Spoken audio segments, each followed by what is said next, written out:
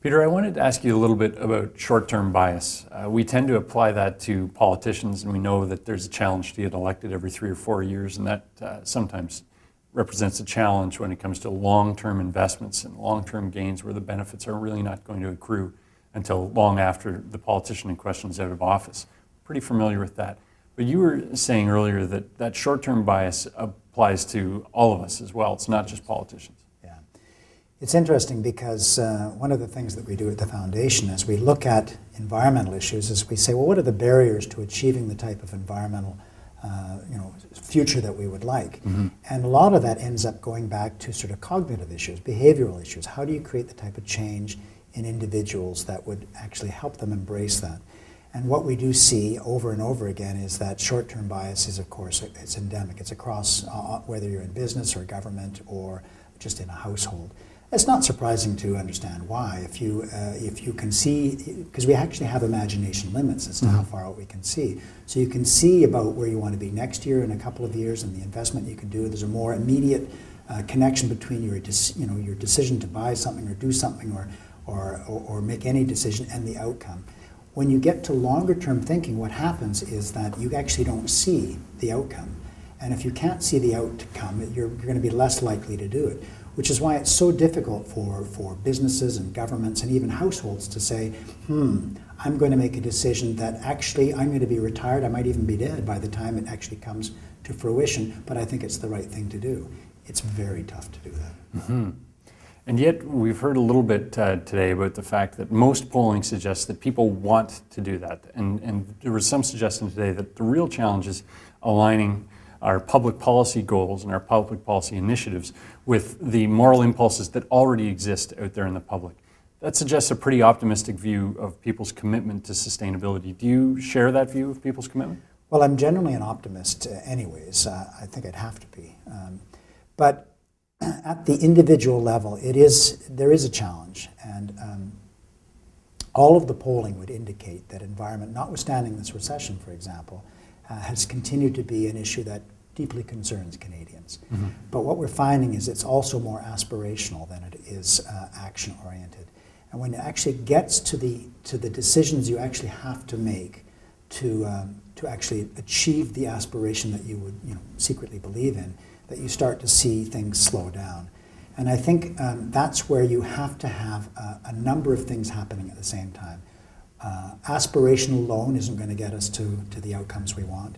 You actually have to introduce things such as a bit of regulation, a bit of pricing mechanisms to drive behavioral change, and you have to and as well information and communications, not to mention networks that actually help get us there.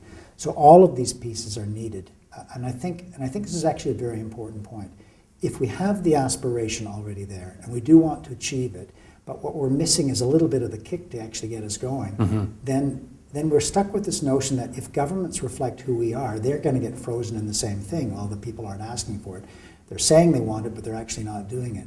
So it actually needs a whole bunch of folks to have a little bit of courage to say, on the regulatory side or on the incentive side, to say, actually, we're going to have to do this. Mm-hmm. And then on the individual side, when they start to see those things happen, say, okay, end of the party, I actually have to get on with it. And the best illustration I can use for that is, in fact, the introduction of the carbon tax in British Columbia.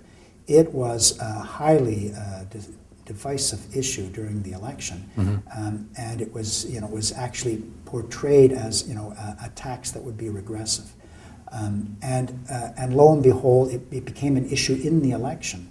People said, no, we can't do this. It's going to harm the economy. It's going to harm my household income, and yet the election occurred. Was over. Mm-hmm. The issue kind of went away. We're into the third year of implementing a new increase in the tax each year. On July the 1st, there'll be the next tranche of the tax. I would be surprised if there's any discussion at all about it. It's become actually embedded in people's thinking, and as a result of that, you're actually seeing businesses and governments and others who actually are impacted by it already making changes. They're smart enough to say, all right, by the year 2012, the tax is going to be here. I can make decisions now based on how I'm going to invest that reflect how I can reduce my carbon tax. Mm-hmm. So you actually need a bit of that sort of, you have to overcome that initial reluctance to say, oh, we can't do it, it's going to be, it's going to harm us. And once you get over that barrier, you actually get more acceptance than you would believe. Right. And it's striking to me that there's a bit of public policy courage that came from a government that's largely seen as a tax-cutting government, a pro-growth government. And that makes me wonder if some of the traditional lines that we've come to view the environment are breaking down.